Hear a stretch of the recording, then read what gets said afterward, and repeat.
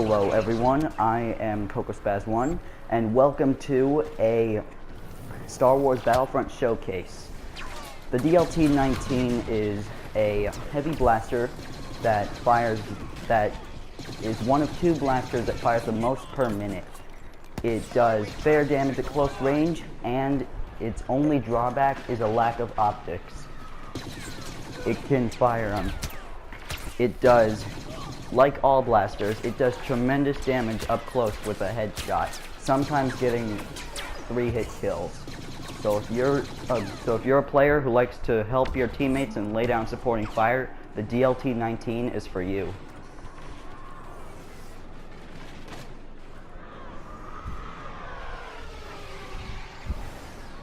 Uplink station engaged. Well done. Now defend it. The DH-17 may look deceiving, but although it may seem weak for a pistol, it's actually one of the strongest pistols out there, and during my time playing, I've seen it the most. It is the primary weapon for 9num, and is a fully automatic blaster pistol. It can do great damage up close, and has a sight to aim down. That being said, despite it having a sight and long range, it is not a suitable weapon for sniping. However, it is a great weapon for moving forward and taking out enemies quickly. So if you like intense room-to-room combat, then the DH-17 is for you.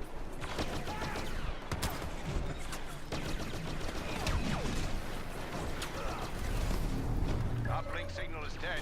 The Y-wings need that beacon.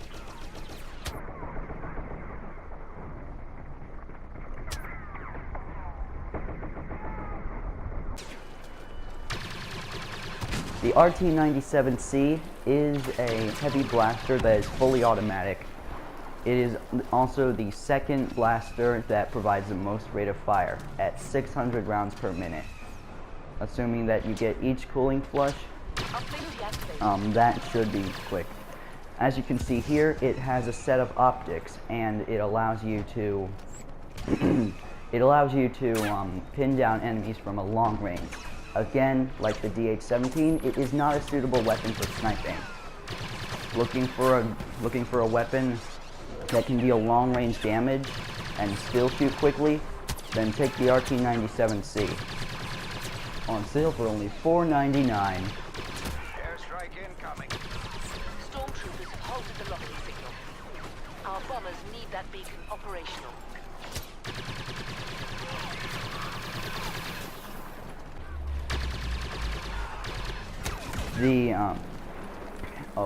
Still something. I think this is still on. The A280C is a fully automatic blaster rifle that is the starting weapon for the Rebel Alliance. It can unleash a steady hail of bullets quickly while keeping at a distance.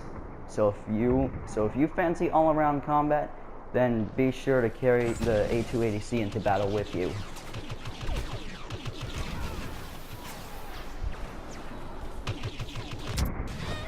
Well done. The E11 is, despite being a stormtrooper weapon, and we all know they can't shoot straight, is actually one of the most accurate weapons in the game. Being able to keep a steady stream of bullets and keep at a distance is something that you will need many times in this battle. So, be sure to... You will have to worry about when your blaster is going to overheat before you have to worry about when you're going to miss. So that's something weird. It's the stormtroopers can't shoot straight, but their blasters have perfect accuracy. So take the E11 if you want to do some accurate combat.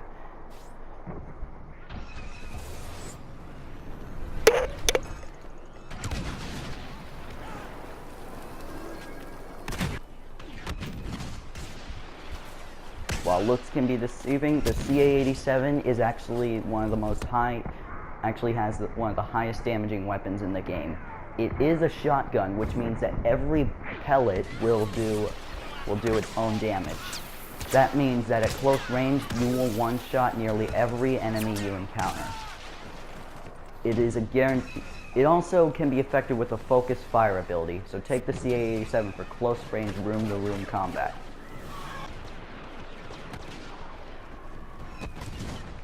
The T-21 is a heavy blaster that is used by Imperial Shadow Troopers. This blaster has everything that you could ask for, but it high damage, long range, but its only drawback is a lack of optics. Be sure to take this with you. It will always land a headshot. Every headshot will do serious damage, and steady rate of fire means that you won't be punished. Means that you won't be severely punished for missing a shot. So, if you enjoy doing long-range combat at the expense of no sight, then the T-21 should be your blaster.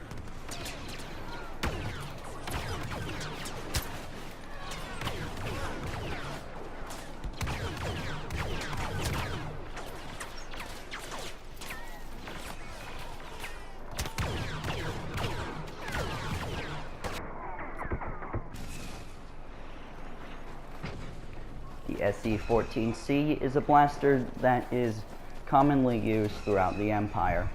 In the missions category, it is used in close range by snipers and demolition troopers.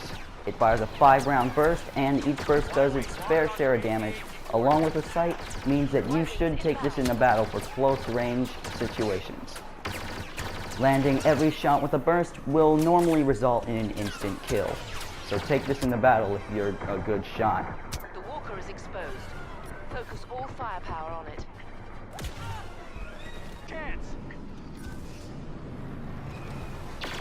The T-21B, the EE-3 is actually the starting weapon for Boba Fett. It may seem like it's hard to control, but it actually is very easy, assuming that you can get a shot right. As you can see here, the EE-3 fires in bursts of, 3. It is, each burst doesn't do much damage, but it'll take normally 3 bursts to kill a target. It will normally take about 1 burst to the head to get a kill. So if you like to do burst weapons, the EE-3.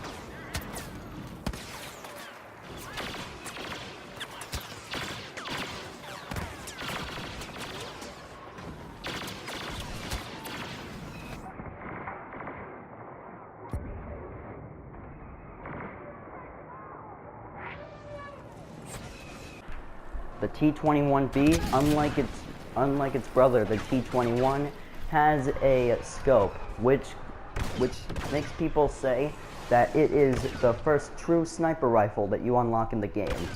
It can hammer foes at a distance, and stay in a concealed spot, and they will never find you. It also does high damage, and one-shots most people with a headshot.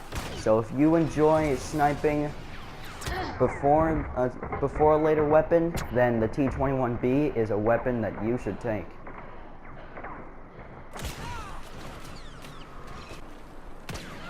The DL-44 is the strongest and the last weapon that you will find in the main game. It is the weapon of choice for Han Solo, and it will one-shot anyone to the head, normally taking two shots to the chest and 3 shots anywhere else. That being said, no good thing comes without its costs. It overhits rather quickly, but it can turn the tide of a fight in close range situations. So if you like battles like those, the DL-44 is something that you should enjoy.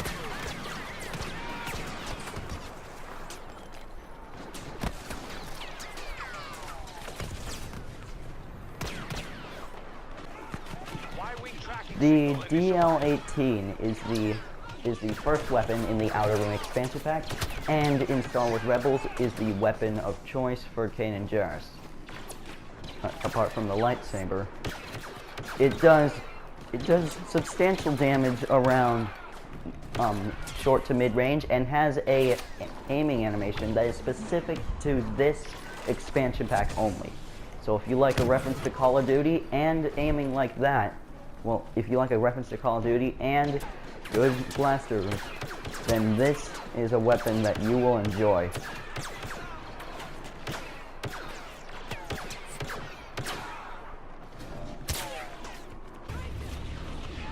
The DLT-19X is the second blaster in the Outer Rim expansion and the first of 2 targeting rifles. It can one-shot anyone in a headshot and at close range, and 2-shot anyone at medium or long range. And that should make sure to keep away any enemies that you come across. If you like sniping, then take this weapon out for a spin. You won't be disappointed. The Relby V10, despite being a targeting rifle, is actually very good. Its high rate of fire means that it can double as a blaster rifle, but it is semi-automatic, meaning that you will have to pull the trigger every single time to fire off a round. Its substantial damage means that it can turn the tide in some situations and pick off enemies from a distance. It will be the starting weapon for boss, and if you do see what you like, then take the Relby V10 out for a spin.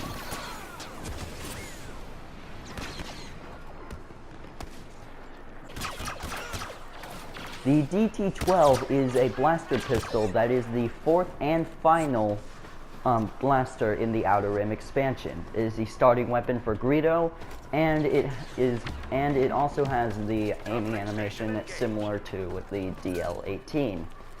It can do great damage at close range and one-shots anyone in the head at close range. So if you like going on headshot sprees and room-to-room combat, then this is a blaster that you will like.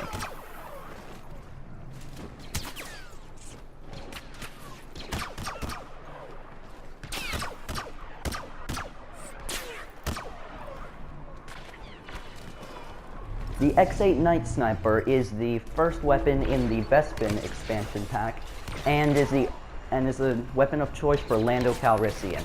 It has a heat feature and does great damage even at a distance. It can put down enemies quickly, which means that you won't have a problem taking out troopers. So if you like night vision combat, then take the X8 Night Sniper out.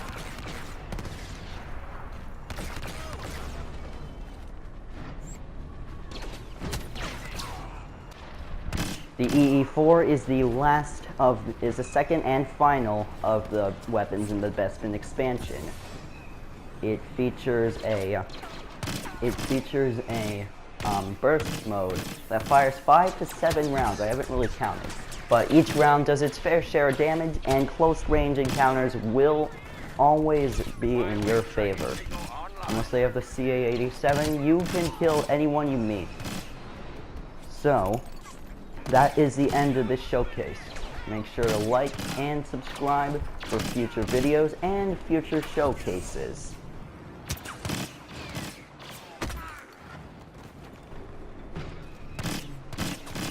Thanks everyone for watching, and I will see you next time. See ya!